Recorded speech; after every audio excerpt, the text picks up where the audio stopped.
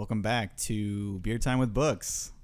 I feel like that's the first time we've said the title of the podcast in like multiple episodes. Yeah. I feel like I heard it when I listened. Who's that? Oh, hello. Who is that? Oh, hello, I'm taking over. We have been referencing the new guest that's going to be on for this particular episode for a long time. I feel like that's also been. I did. I was so excited. Several episodes ago. There are multiple shout outs, but we do have a new guest and we're going to get around and introduce everybody. This is going to be the first episode of the Underground Railroad. It's good to be back. Good to be back on a book that people seem to be enjoying again, which is pretty nice. But we're going to go around and do the classic corner of what are you drinking? And we're going to start with our new guest, name and what you're drinking. Hello. Emily is my name. I'm drinking. I don't need to look, but I'm going to look. A Boulevard wheat beer. Unfiltered wheat beer from the Quick Trip down the street. So there's no filtered. That's just their thing, right? They just want you to know. Yeah, they want you to know it's unfiltered. Yeah, they're just really pushing that unfiltered agenda hard. It's just like, look, guys, this is what it is. No filter. Nice. This is Danny. I'm drinking a Boulevard Hefeweizen. Is that how you say it? Mm-hmm. Wheat ale. Yeah, we're doing a whole Boulevard section here. I'm Brian. I'm doing a Flora Obscura. I'm doing it. This is a dry hopped porter. I've never heard of that before. This was in a Boulevard variety pack. It's actually pretty good. I don't really know what a dry hopped porter entails, but I'm liking it pretty well. 5.8% alcohol. Nice. Pretty good. Nice. You're doing it. I'm doing it. I'm doing this beer. I've never done Flora Obscura. Oh, you tasted it last night. I've never done it though. Oh yeah, fair. That's true. It's a different experience.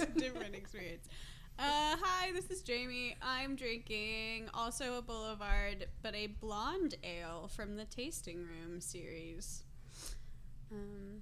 It's pretty good. Yeah, we all grabbed a different one from the variety pack on accident. I don't think that was actually planned. No. But yeah, it's good to have some variety and good to see if these beers are going to make it on the upcoming season finale where we rank the beers of every episode. My Michelob Ultra is going to be at the top. I can tell you. All right. Somebody just stopped listening. Somebody just stopped listening to the podcast. Come back. Because of that. Also, Boulevard, please sponsor us. Yeah. Boulevard. So yeah, that's what everybody's drinking, and now also a classic. I mean, you already know this, Emily. You've done your research from what you told us, but we have our next little section here of what is the recent media you've been consuming. Why am I starting? Because you're the guest of honor. Okay, I did not mean to. I'm excited. I'm excited to share my media. Leave. Sorry, guys. So I'm going to narrow it down to watching and listening because I am in brain dead mode and I'm not doing anything educational until I have to for the school year. Nice. So I am watching Veep, almost done with it. Oh, man. It is so good. Oh, we still have a couple seasons left. The beginning seasons are so good. Yes, very, very good. And Schitt's Creek, which is phenomenal, hilarious. I don't know where Catherine O'Hara has been since Home Alone, but she's been sleeping, and we've been sleeping on her because she's so fucking funny. Her wigs, man. Yes. And I've been listening to The Vampire Weekend a lot. Boom. Father of the Bride specifically. And I just discovered Lake Street Dive, and I'm upset that I didn't know them before, and I've been listening to them a lot. So nice. That's what I'm watching and listening. Cool. This is Danny. I just finished yesterday the HBO series Gentleman Jack. I don't know if you guys have heard of it. I heard it's good. It's phenomenal. It is about, I've read a lot about it this weekend, so I'm going to try not to overshare, but it's about this woman from the early 19th century named Anne Lister, and she was a super unique woman because she owned property. She was left property by some relatives, so she basically had like this place called Shibden Hall that she was famous for totally taking over and like renovating, and she was known for being like a very commanding female presence in a society. that like offered no rights to women at all. She also detailed her entire life from the time she was 15 until she died when she was 50 in journals. She wrote over 5 million words over like 35 years. And also included 14 travel diaries during this time. And she, most importantly, detailed all of her sexual exploits with women during this time. Most importantly, she was like she's like a very historic, famous lesbian. And it was like during a time when being a lesbian was so not even a thing people could conceptualize or even bother to, that like they didn't even bother criminalizing it because like homosexuality between men was criminalized. But like they were just like, oh, women would never. And they actually like encouraged young women to like form close friendships in order to stave off like premarital sex and like babies before marriage. So they were like, no, go with your girlfriends. And then little did they know that some of them were actually gay. So she had a lot of like female relationships during her whole life. And then she eventually got married, not legally, but they like she and this woman had like their own commitment ceremony in a little church. And they were married for like 10 years. And she details all of it in her journals. They're super, like they were all in code, and they're all like kind of dirty. And she like talks all about like, she like codes very heavily, like all of these sexual exploits. Anyway, the HBO series is great. I'm obsessed. I've read so much about it in the last 2 days. And I also just finished the book, The Cuckoo's Calling, by Robert Galbraith, which is the pseudonym for J.K. Rowling. And it's just a British crime novel. I thought you had already read that. I read the second one. We talked about the pen name during the last episode when we were talking about crime. Oh yeah, I don't know if I'd started. That's why it was brought up.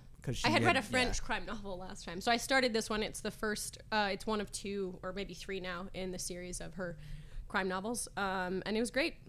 I liked it. Cool. Since the last episode, I've finished the first 2 books from James Joyce. Pleasure to read. I like Dubliners a lot more than Portraits as, what is it? I always get it mixed up. Portrait of the Artist as a Young Man. Yeah, I like Dubliners a lot more. But they were both pretty good, and I'm excited to eventually get into some of his other stuff. But obviously, there's like a lot of baggage there. But it was cool, like after being in Ireland and seeing how much they, put importance on him. It was just kind of nice to dive into that. And then also, I explained this to Jamie last night about like trying to trace back how I got here, but I have been like deep diving into English football like so hard. And I was like, well, like how did this even go down? So what happened was, before we went on our trip, the World Cup was on. I was getting into it, the Women's World Cup, and like that was super fun to watch. And then we went to Europe. It was my first time ever going to Europe. And like I came back and just wanted to, like, first of all, still like keep a connection over there, because it was like cool to see that way of life. And then also like one of the bigger things that I said last night is that it's like escapism for me of like being here. I'm just like, I need to like be somewhere else. And so I've been following pretty hard. I have 2 teams. I've been watching Liverpool FC and the Wolverhampton Wanderers. And that's the shirt I'm wearing right now, is the Wolves. Already? Oh yeah, I'm like deep into it. I've watched multiple games already. When Brian likes something, he really likes it. I totally get that. Just like obsessing about it, researching it, and then you're like a super fan after 2 weeks. Did you just immediately order that shirt? I've like watched multiple games. I've like looked at the history. I got everything. So I told Jamie, like, my obsessions, a lot of times if it's an active obsession, like all of that energy goes into like mastering a new skill. But if it's a passive obsession, all it is just like, I'm gonna learn every like single fact I can about all this. And so I know like deep into the history of both of those clubs and various other things, but it's been super fun. It's the beautiful game, guys. It's did you coin that game. Actually, Pelé, the great Brazilian footballer. Pelé, the great. He coined the beautiful game. So anyway, that's been the deal recently. Hi, this is Jamie. Brian and I just started watching the 3rd season of Glow. which is on HBO. No, Netflix. And I really like Glow. I think it's fun. We're only a few episodes in, and the first few episodes of this season haven't enthralled me as of yet. There have been a few good plot points. There's been a couple moments that have been like oh shit moments. I guess. But it's a getting into like more serious issues, I suppose. Yeah, it's a different vibe this season because they're in Las Vegas rather than Los Angeles. So it's just different, but I really like Glow. Gorgeous Ladies of Wrestling. Allison Brie is a national treasure. She is still like amazing. She's so everything good. that she's in, because like we love Community. She's been in that. She was in Mad Men. Like she's fantastic. So great. And I've been reading Educated by Tara Westover. I was supposed to read the whole book before a grad class that I took this summer, and I still haven't finished it, and the grad class is over. But I am enjoying it. I'm halfway through. I think it's divided into 2 parts, and I just finished the first part. So, it's good. It's a memoir about a woman who grew up in a survivalist Mormon family and never went to school until college. And it's good. I like it. It's interesting. It's sad. It's very sad. It was a great book, though. Yeah, I know Emily read it in like a day and cried. I did. I was at a coffee shop, and at least 10 people saw me bawling. Like, there was the glass window and this, like, looking at me, and I was outside just sobbing, like, wiping my tears 3 different times. I'm like, and that was in part 2, so maybe. Yeah, I'm not maybe there yet. maybe I'll get there. Maybe I'll get there. I haven't cried, but there have been some really dark moments. Yeah. Definitely. So that's mostly it. I've been playing Minecraft. Nice. Love that. Yeah, she's been playing Minecraft while I've been playing FIFA. So yeah, appropriately. Yeah, appropriately playing FIFA. So yeah, it's been good times. So we are officially back with a new book this week. This is our 6th book now, I'm pretty sure. Yes. Because yours will be the 7th, and that will round out the season. So yeah, this is our 6th book. It's pretty exciting to be this deep. We've almost been doing this for, I guess it's been 3/4 of a year, because we started this in like November or something. Yeah. So yeah, we've been going for a while. Glad to have Emily on board, but we are going to be talking about Jamie's pick for this episode, so I'll let her talk about that and dive a little bit more into a summary. Hi. Yeah.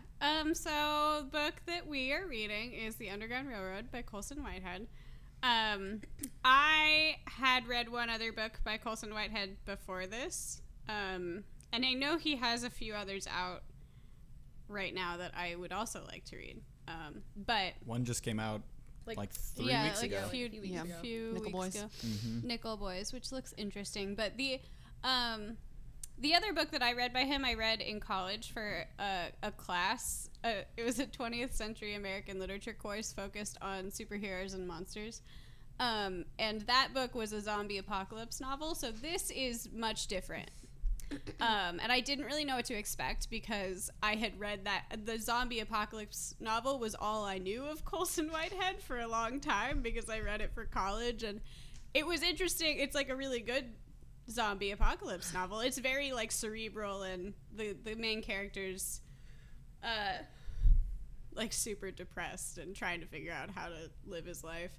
But this was much different, so I was interested to get into that. No zombies thus far. We don't know. No zombies, but it still through. kind of has a similar tone. I don't know. I want to talk about the tone, because I don't know. But it's the Underground Railroad. It's about the Underground Railroad and slavery in America, but the Underground Railroad is a literal railroad in the book. So there's a little bit of like a modern twist. We are following... How far about are we, just so people know? Oh, we read to page 163. We're about halfway-ish. Classic. We're like a little we over are about halfway, I think. as per usual. But we're following, I would say, 2 main characters. Cora and Caesar, who were slaves on a plantation in the South. I can't remember. Was it Georgia? I think it's Georgia. Yeah. Georgia. And Cora was born there, and that was all she ever really knew. And her mom had escaped at some point. But Caesar had lived a, like, semi-free life before he was brought there. And the first part of the book talks a lot about the plantation and how the plantation runs and the owners of it and the travesties and violence on the plantation. Through multiple generations, too, which was cool. Yeah. It's not just Cora's mother, but her grandmother as well. So we get to see, first of all, how institutionalized it is, but just to see, like, how much things really didn't change. Yeah. And her grandma, whose name is escaping me. Ajari. Yes. Oh, Ajari. She was taken on a slave ship from Africa, so we get to see sort of that process too. Through some of her memories of her grandmother. But the, like, first thing that we are told at the beginning of the book is that Caesar has approached Cora with a proposition. He would like to run away. The first line of the book says the first time Caesar approached Cora about running north, she said no. Oh, I love that. It's good. Yeah. Great opening line. It's a good one. Is that on the mug? The mug's outdated now. It should be on the mug, honestly. It's I outdated don't now. think so. But I also really like the end of that first chapter. It says, it was her grandmother talking that Sunday evening when Caesar approached Cora about the Underground Railroad. Yeah, and she said no. That whole beginning. Yeah. 3 weeks later, she said yes. This time it was her mother talking. So we learn a lot about her grandmother and her mother and how they've influenced her life. So that's the main premise of the story is Caesar has approached Cora and she eventually says yes, and they are running north, taking the Underground Railroad. The part that we've gotten to in the story, they escaped the plantation. They were able to get away. Another woman from the plantation tried to come with them, another slave named Lovey tried to come with them, but she was caught along the way.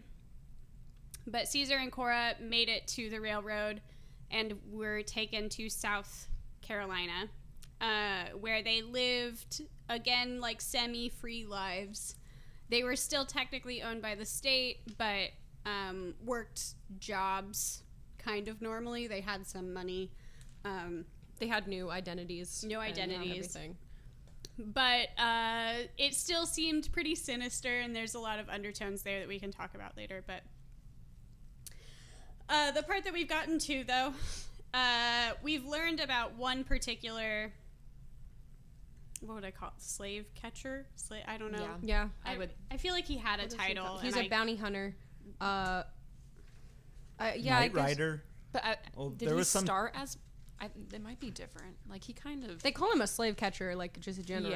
Yeah. I know they used Knight Rider too for some of that. Yeah, I don't know if that was his title though. Oh, okay. But Ridgway, right, is his name. That's Ridgway. So we've learned about him and sort of how set he is on catching the slaves that have gotten away and haven't been caught by anybody else. And right at the end of the section that we read, it seems like him or like the other Knight Rider, somebody has made it to South Carolina and they know where Cora and Caesar are and they know who they are. And Cora just like narrowly escapes through her Underground Railroad liaison, Sam. But she doesn't know where Caesar is. And she is in North Carolina now, which is much worse. Oh, man. God. Yeah. And she's Brutal. hiding in an attic where we left off. So, there are a lot of different places that we could start. Was that a pretty decent summary? Yeah, Feel absolutely. good about that? Yeah. There's a lot of different things we could start with. I wanted to first go through... So, obviously, like, the premise of the novel is that there's a modern twist, kind of, on the Underground Railroad. Or, like, I keep kind of wanting to call it magical realism, but I don't think that that's an accurate word to describe it. But the actual railroad, the physical railroad, I don't think is the only modern twist in the story. From different interactions and different things, like themes that have come up. So I didn't know if you guys also noticed that, or if there's anything you want to talk about with like modern interpretations that are weaved into this very, very old story. Does that make sense? Mm-hmm. It makes sense.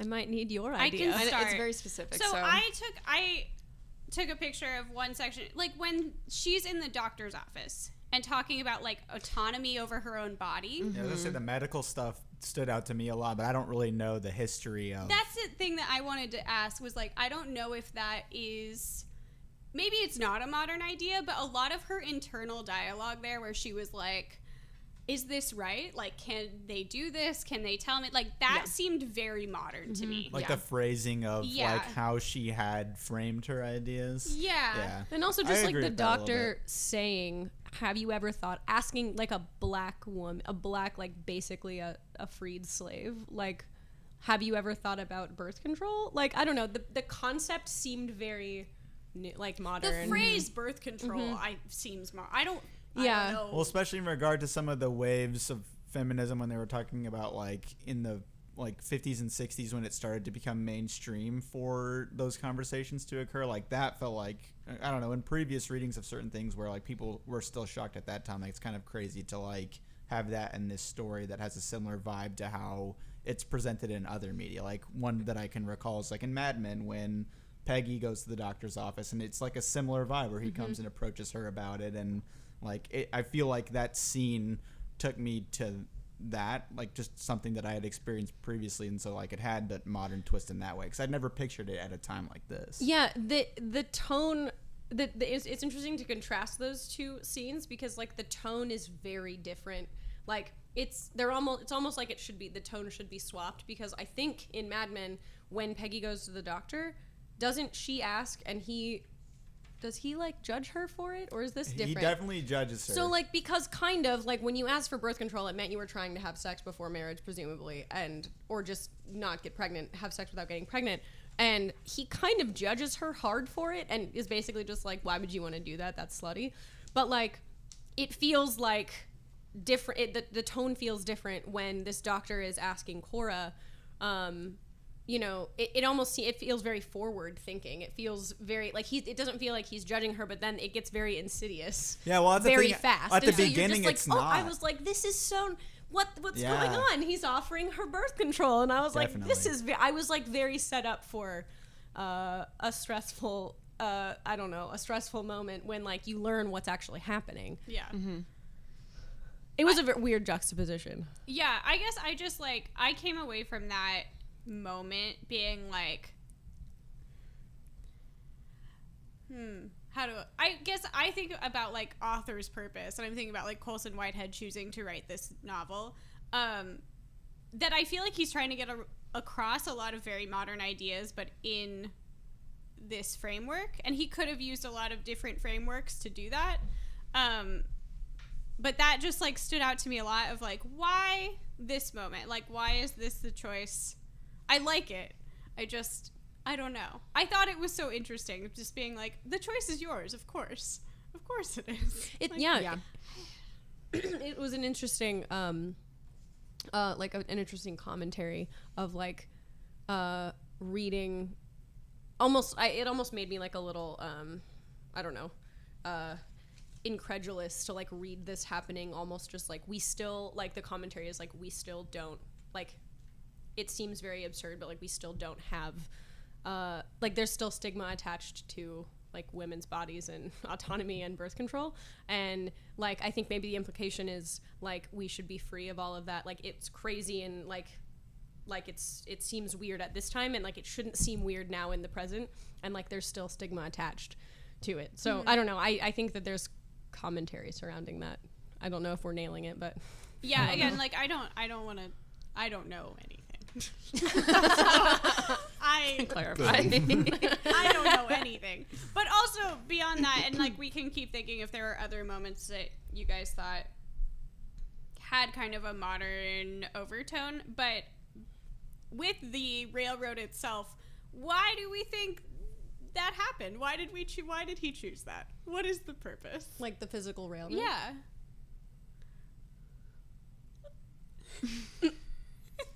I mean, I think that it just helps create like the ability to play with the historical aspect of it. I think a lot of times if you're writing historical fiction and you're too much trying to stay within the actual factual like circumstances, I feel like it's easier to like invite people to nitpick the things that you're writing about. I think in this instance it does kind of help to like let you know that, hey, this is like still a fictional thing, so like take it from that standpoint.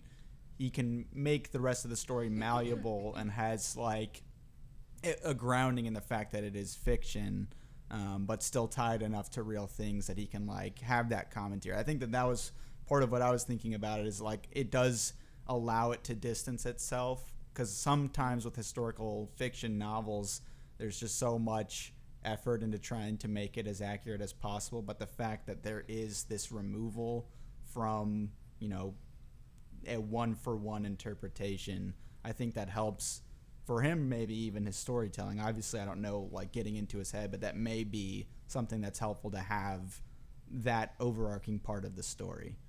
And maybe like to your first comment too, he's using that as like, hey, I am modernizing this and I'm putting different ideas such as autonomy. Like if that wasn't there, maybe people would take it to literally historically and not be open to the interpretations that you found. Yeah. You know, in the beginning, like he's wanting us to pick up on those things. Yeah. Yeah. I agree with that. I think too that like there might be an element of showing that like obviously the experience of like these two runaway slaves is like incredibly unthinkable in like under normal circumstances, under their own normal or the way that it actually happened with just like no actual train.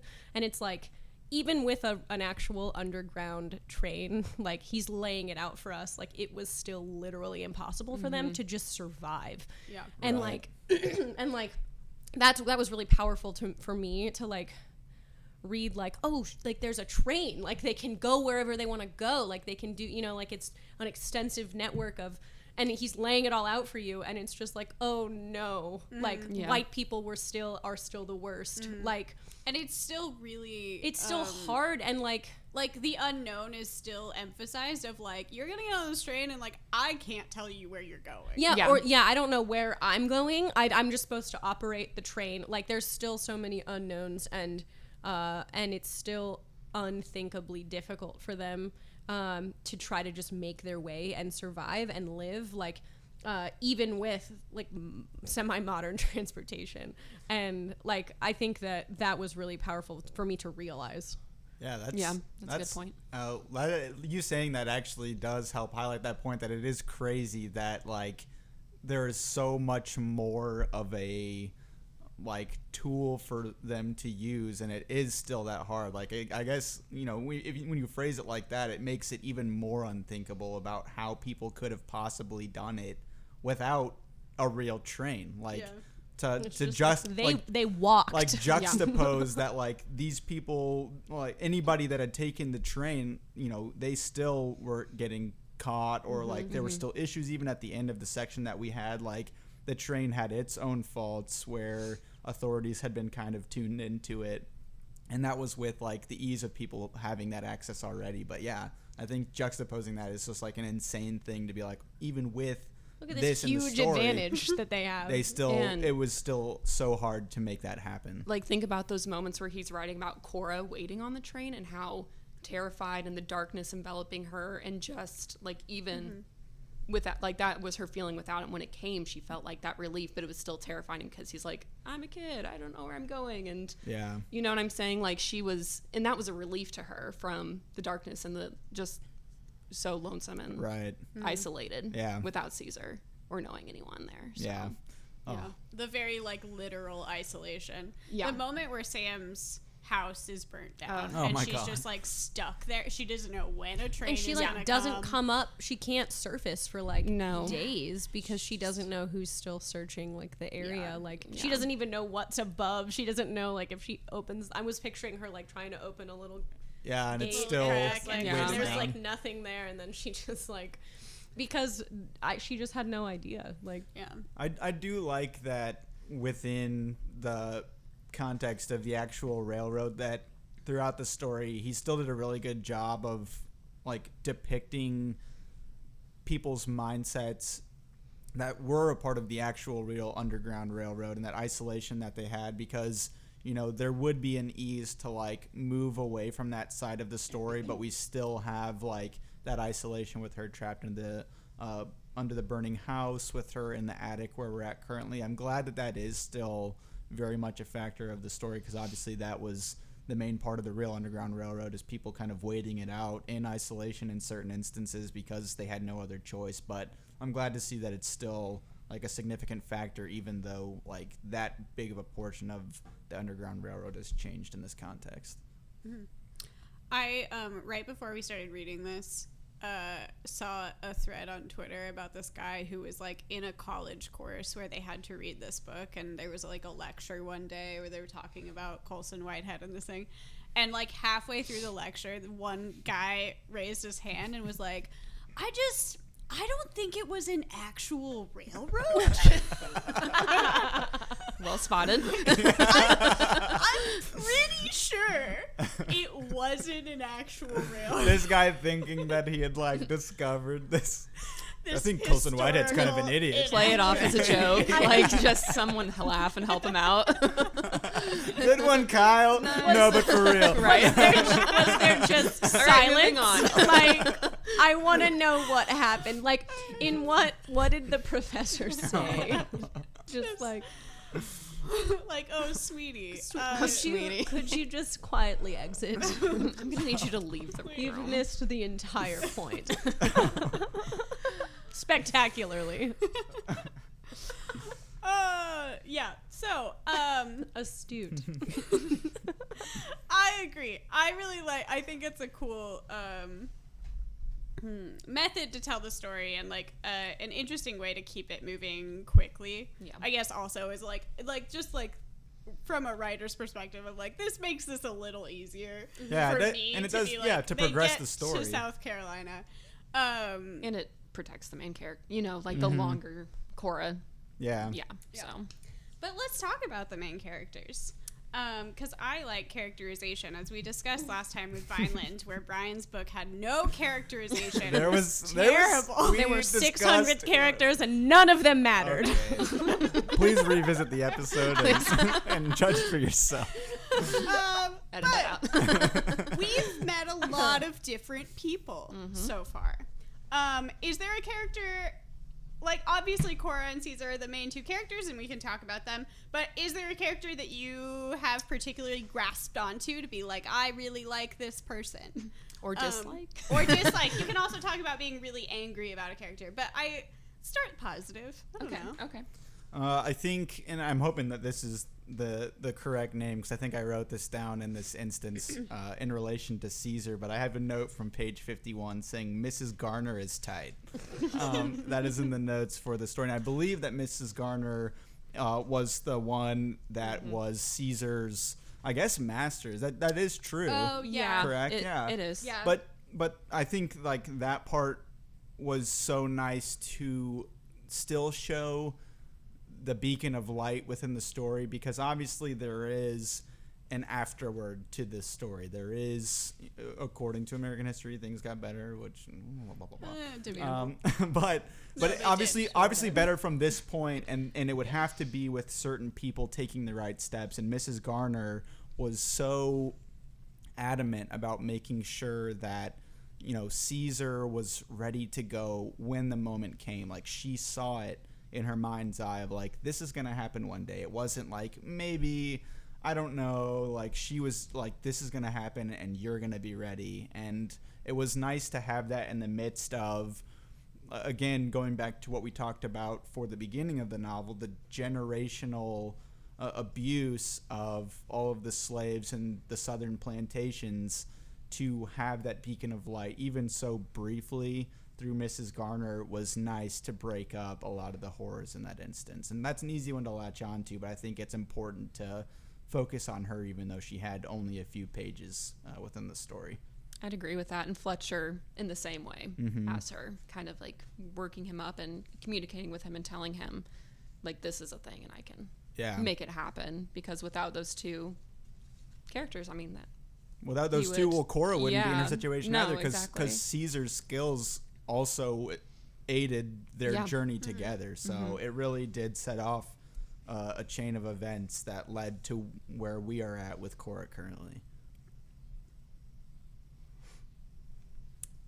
Everyone else is terrible.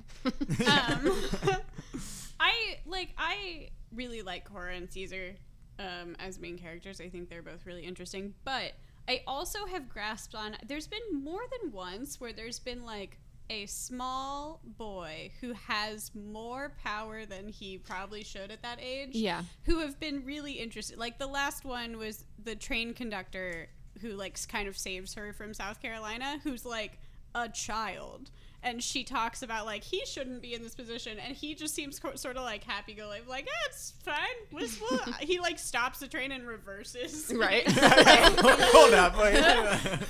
Oh, my Full bad. Express moment. Like, he just seems so innocent. And I feel like there's been more than one character like that who's been way too young to have the responsibilities that they have. But they're doing it and doing it well. And it's just the naivety in that, I think, is so pure, and I don't know what I like about it, but every time there's been a couple characters like that where I've been like, oh, that they're nice. Well, there's been the opposite of it too, because when we got to the end of this section, when Cora has her internal monologue about one of the children in the park, where she was saying that she saw so many similarities to this boy who was contributing to the atrocities at that time, and saying how they could have had a similar path up until a certain point. And I like showing the development of them and like how they could end up in those situations, and like kind of highlighting the importance of like the surroundings and the lessons to children, because they are so absorbent to their surroundings. So I think I like that aspect of it too, but there were a lot of young boys. Yeah, a lot of young boys with significant contributions to their surroundings. Anybody else? Do we want to talk about Cora or Caesar, or do you just want to get angry? I admire Cora's I don't even know what the word is. Like, she has like a confidence that I like a lot, and even like her kind of like compassion that she exhibits right at the beginning when who's getting Big Anthony is getting somebody. It's one of the young boys that she references, and Randall, I think Terrence. One of the slave masters is beating somebody terribly, and Cora just steps in and throws her body, I think, in between. And it was just like a really kind of a like a beacon of a little bit of her light, like just thrown into this like terrible scene. Also, like at the beginning, he kind of beats you over the head with how terrible like all of the like just a bunch of atrocities all at once, and like it's shock value and it works. I mean it all actually happened too, so like it was just a bunch of real stuff all at once. And I don't know, I know that that like moment is supposed to make you like Cora, and it worked for me. Like I just admire her. And I think once she like starts learning, she starts learning to read later when they get to South Carolina, just a little bit, and it gives her this confidence that I think kind of gives you like a glimpse of how like lucky she feels to have been able to like learn to read even just a little bit, and how much confidence that gave her, and how even just like that, like learning just a little bit gave her like just a few more tools in her like toolbox. And you can, I don't know, I could feel her confidence coming through after that. Speaking of her reading, there was a part that I took a picture of that I really liked, where she's talking to Miss Lucy in the dormitories, and they're talking about the like number 40 dormitory is special, and Miss Lucy says, we're optimistic. like about them being fine someday. But Cora, her inner monologue is like, Cora didn't know what optimistic meant. She asked the other girls that night if they were familiar with the word. None of them had heard it before. She decided that it meant trying. Yeah, And I liked she decided. That's what That's what She this used means. context clues. I thought that was such a nice moment. But also talking about a thing that's very bad that we learn more about later. Yeah. Oh. Yeah, I would agree. I think that Cora just has a spirit that a lot of the people on the plantation lack. Like the Day of the Hatchet is one of my favorite excerpts in this, and how she like severs this dog, it's like going against this massive, intimidating man, and that's just like her Admittedly confidence. Felt very bad for the dog. Oh, She didn't kill the dog though. I know right? she like cut his tail off. I was though. fearing the worst. I was fearing that she was going to kill I the dog. also thought, but then she didn't really get the plot either, so it wasn't. Yeah. She has her She stump did for a little bit. for a tiny For a bit, little bit. but Yeah, Cora and the Hatchet, always a good moment. the Day of the Hatchet. Always. The Hatchet was a good supporting character in this book so far. Everyone in the Hob. Yeah. Opposites home. Yeah. All right, let's get angry. Let's Who do do we it. want to talk about? Let's talk about travesties. Let's talk about bad people.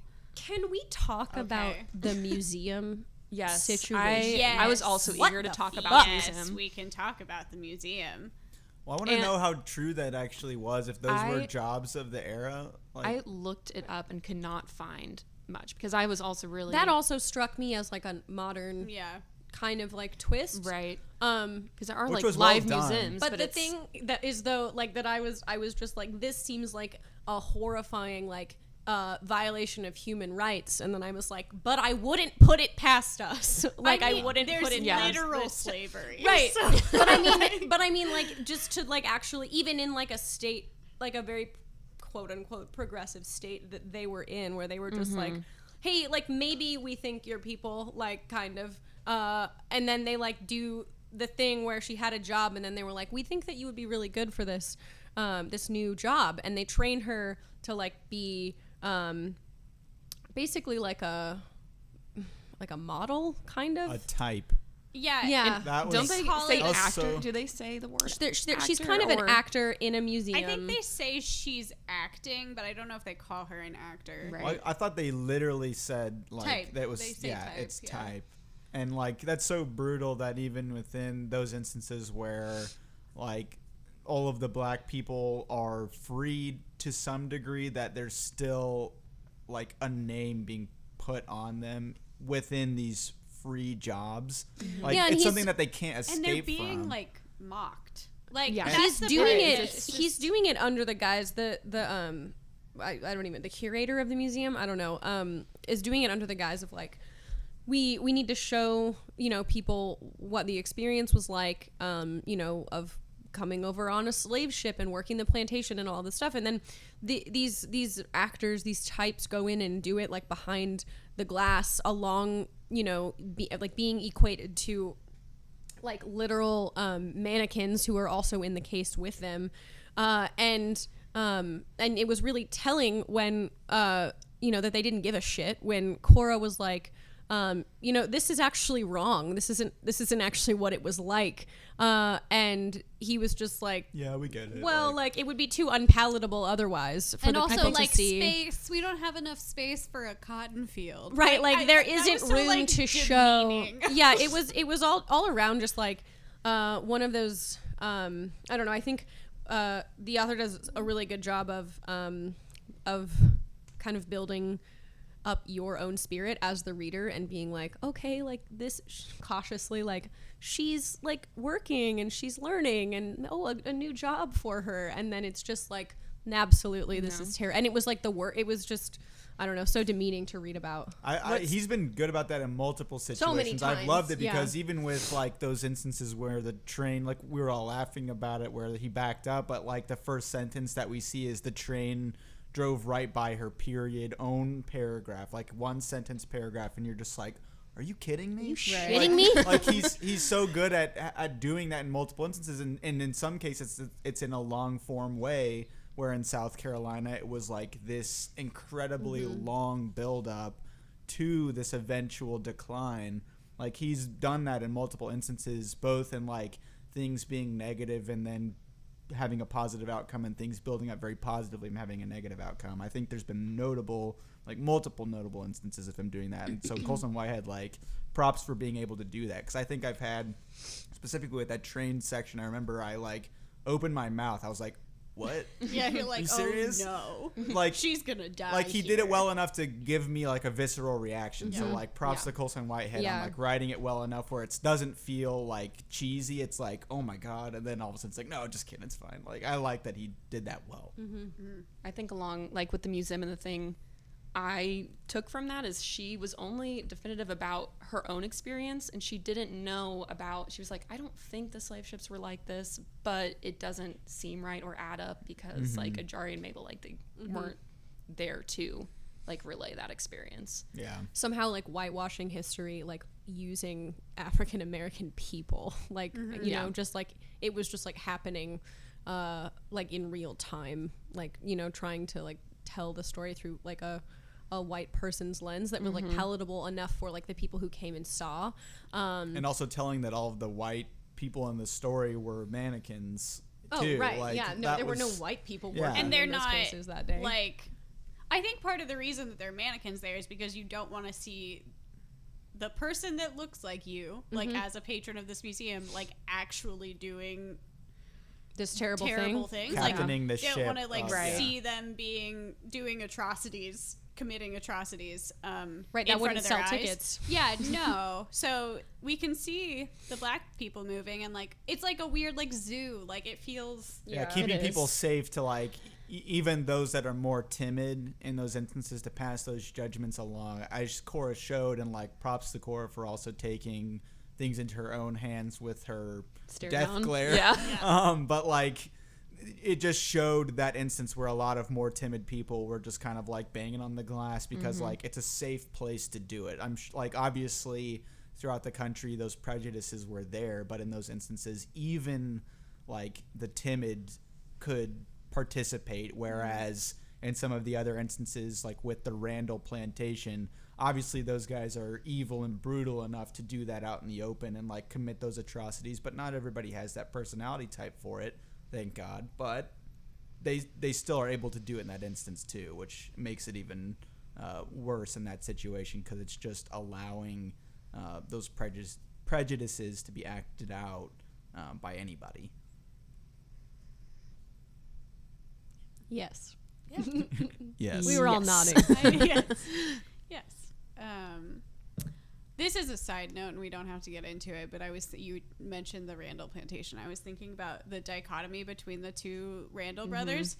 And there's like one small detail about the more timid one, whose name it's not Terrence, who's James or something with a J. maybe It James. is James. But there's like one weird detail about him where she talks about he leaves a lot, and then Yeah. she says like, I don't understand why somebody would want to be in chains, and it's like saying that he has a weird kink, and it was the funniest moment Yeah. to me. Like, And I like don't- kind of a lot of weird king. Doesn't he say he goes out a lot with different Yeah. women and and he likes being chained up. And it was such a subtle, like, we moved on from it so quick, and I was like, oh, wait a second. Yeah, and also must have just been like horrifying for them to like witness and just be like they're like making a mockery, like a kink of like their very real life. yeah. You know, where which they would escape, like from which they again would is like escape. maybe a modern, like maybe be a BDSM. It probably existed, but like the idea of it being like actually he's being gonna chained go up. to like an orgy and go have this thing, like that feels like a modern idea. That's Yeah, that struck Agreed. me as kind of I mean, like, I don't think kinks are modern, but like, but like, yeah, I don't know. I remember just feeling very cringy in that moment, because it was just like, you know, she was hearing about this person like very much making like a mockery of like the life she was living, and was just like something that from which she would like very much escape like immediately. So like, somebody is like I would never voluntarily willingly. Choose. Yeah. Blah. Okay. Well, is it time for final thoughts? Or, yeah, final thoughts? Things that we are looking forward to? That's a weird way to phrase that with this book. What do we want from the rest of the book? What have we enjoyed reading, even if it's not a happy experience? Rate it on a scale of 1 to 10. Go for it. Final thoughts. Whoever wants to start. I can start. Boom. I don't know how long to go necessarily, but I'm just going to talk about it. I am, we didn't talk about Ridgway a lot, but he is terrifying to me, and I feel like we're just meeting him. Mm-hmm. Shit's about to go down Yeah. with him a lot more, and I want to know more about that and him and what is going on there, because I think he is kind of complex, with his dad and the situation of, his childhood and all that, not in a way where I want him to be a big character, but I just want more he's from... He's definitely going to be more important than he already is. Yes. Yeah. A good antagonist is always a positive to me. A well done antagonist. It's better than just having a one-dimensional he's evil. It's good. Right. He went into detail to tell us about Ridgway and why he is the way he is. Mm-hmm. The attic is kind of terrifying me as well. I just don't think it can end well because of his kind of pre-warnings about, well, you can't come down here. The wife is here and so-and-so's here. And I just think it's very ominous, and I don't think it's going to end well. But I'm really excited to continue. I was really excited to come tonight just so I could read tomorrow, because I want to. I want to know. I don't like this attic. I don't like the anxiety of her situation. The little windows and it has been awful from the start. Bad. That first image of them walking, he stops her the to Freedom be Trail. Hey, look at this. Yeah, that. Ooh. Yeah. Ooh. Bad. And then she's kind of looking at the park she's it's getting entertainment. Nice. Yeah, and then it just turns completely terrible, and that's what we're left with. So rating? I don't. Are you gonna? Am I? Do I? Okay. Skip. Pass on the rate. Just giving suggestions. All right. I'm really liking it so far. I read almost the whole first half on a plane because I was so into it, just on one plane ride. And one thing I'm looking forward to the author exploring more is the differences between states at their different attitudes towards just the institution of slavery and the way that they see black people and all of it, because so far we've seen Georgia, South Carolina, and North Carolina, and it was really interesting to see kind of how progressive it was in South Carolina, and then it's so jarring to experience the contrast pretty immediately with her introduction to this Freedom Trail. And so I don't know, how many other states she's going to visit, where she's going to go next, but I thought I think that one of the amazing things about this railroad metaphor is that, like we said, it makes things go a little faster. So it's he's explaining, different states' attitudes toward slavery more in an accelerated way, and it's been really educational. Yeah, that's all. Yeah, I think just from looking at the table of contents and seeing where the story's gone as well, at the very beginning. I did not cheat by looking at the well, table. I mean, it's there. It's at the very beginning. And and I like spoilers. I like the breakdown of each of the sections into back and forth between an actual location. And then you can look at the table of contents and see where she's going to go next. And then, and then a character as well. But if you look at it, you see the pattern of there's a long section in a specific state, and then there's a short section of a specific character. And we've already shown how some of those character chapters have created some anticipation to come, with Ridgway. So I just think it's going to be interesting to see how each new state changes things, because it's been so dramatic between each one. Because even with the horrific nature of Georgia, it didn't even touch her coming out into North Carolina and having people hanging from trees on both sides of things. Like, there's just different environments that Cora is going to be going through, and I think that'll be interesting. I think the character chapters, especially as we get to know people better, I think that those will be pretty revealing, and it'll be nice to dive into other characters that aren't Cora, because that is what generally happens. None of the character chapters have been about Cora thus far, and so having a few more people get fleshed out will be pretty cool. I think I'm excited to see Cora learn more, because every single instance that she's had the ability to learn something new, she's really grasped onto it. And so as she continues her journey, I think even if some of those lessons are from horrific things, I think that Cora is going to become such an amazing person by the end. I think that journey is going to be really rewarding in the back half. And so, she's been a great character so far, and I think that that'll be, I don't know. I'm hoping we're going to get a good ending.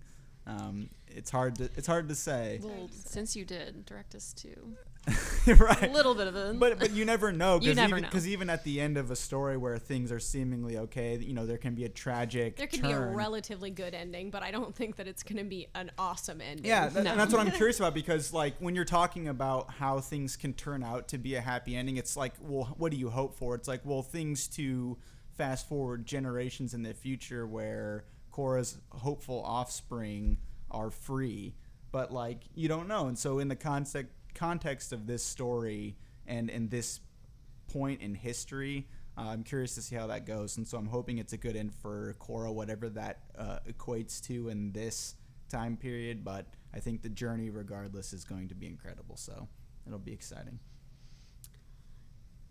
I really want to know what's going on with Caesar. Second that. And there is a chapter titled Caesar. But some That's of them are what I flashbacks. noted. But some that's of them what I are was thinking. flashbacks. Maybe it's But I knowing still what think happened. we will learn something. Mm-hmm. I think we'll learn something about where Caesar is at. I think that it'll go back to, maybe it'll even, backtrack a little bit to be okay, Cora was in Sam's. Was under Sam's burnt down house. What was happening outside of that? Right. I hope that happens, because I'm really interested in as to what happened with Caesar, what's going to keep happening with him, because I really like Caesar. I love Cora too, but I might like Caesar. I really wanted them to get together. There was kind of She not. put the nix on that real quick. I know. And he found a new lady. He found what was her name? And she was Was like, it- it's fine, I guess. Was it Mary? Something with an M. I don't know. A looker, according to Sam. So I want to know what's happening with Caesar. I had another thought that you made me think of, and then you kept talking, and I don't remember. No, it's alright. It happens.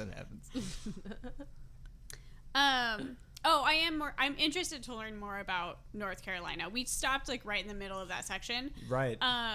So we stopped at, I honestly think kind of an interesting cliffhanger place. It was It was. perfect. I It wanted was to really turn. I'm like, perfect. It was a good ending for our purposes, but we're in the middle of a section. And I am interested to see. Danny checks.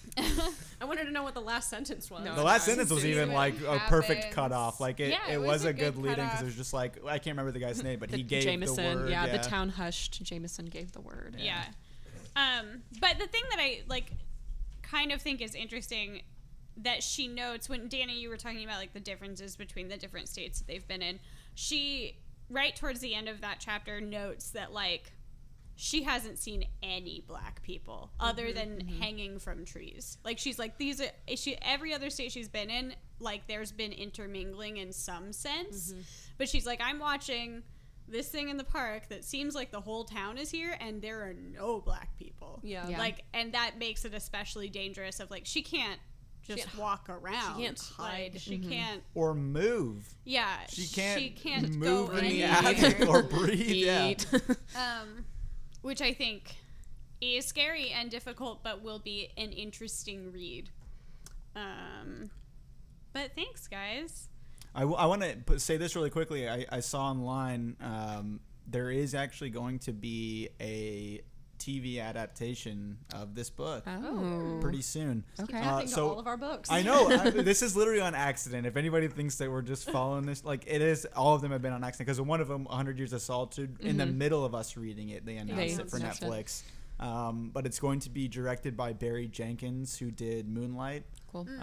So he's doing it. It's going to be for Amazon's streaming service. And so it's just a short series. Like a mini-series. They said it's going to be 11 episodes, which this is perfect for that. Like if you look at the way the chapters are broken down, like it'd be so easy to like just have. To chunk it. Yeah. So I think that like the book is structured so well that like I don't see that being a problem at all. And Barry Jenkins has a good track record. So that'll be pretty exciting. I don't know exactly when. I know as of like midway through this year or so, that Amazon officially green-lighted it. So like it's not in rumor territory. I think they just got a couple actors on board as well.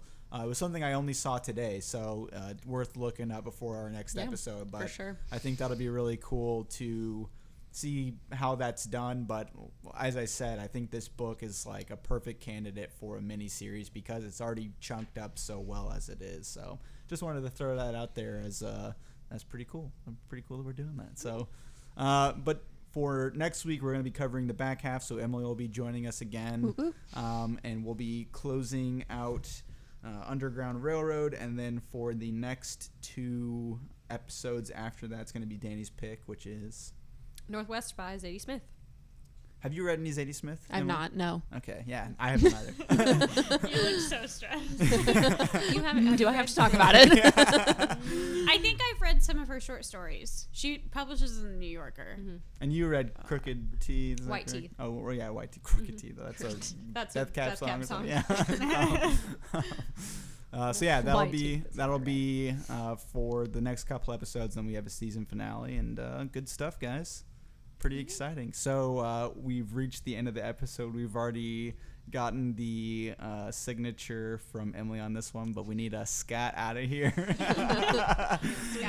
So Emily, we're gonna pass it over to you. Literally, like a just do it. Little, like a jingle. Yeah, a little super. So it can be anything. Anything. Yeah. So long. That's out of the box. So do do do ba da ba ba da da da da doodle. Oh, took that in stride. We will phenomenal. We will catch you next time. Bye. Bye.